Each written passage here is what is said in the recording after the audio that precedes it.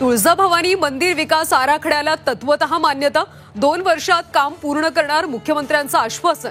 तुळजाभवानीनंतर मुख्यमंत्र्यांनी घेतलं विठ्ठल रुक्मिणीचं दर्शन.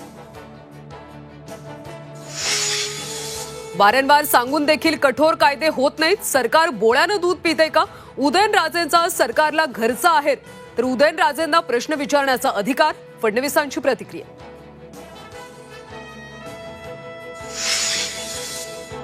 करुणा मुंडे पोटगी प्रकरणी आज दोन्ही बाजूनं जोरदार युक्तिवाद. पुढची सुनावणी 5 एप्रिलला. पुरावे सादर करण्याचे कोर्टाचे आदेश. जळगाव सराफा बाजारात 2 दिवसात सोन्याच्या दरात 2,000ची वाढ. सोनं 92,500 रुपये प्रति तोळा, तर चांदी 1,04,000 रुपये किलो.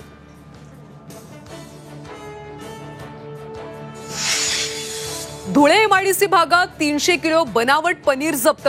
मुंबई आणि इंदूरला पाठवले जात होतं पनीर. स्थानिक गुन्हे शाखेची कारवाई.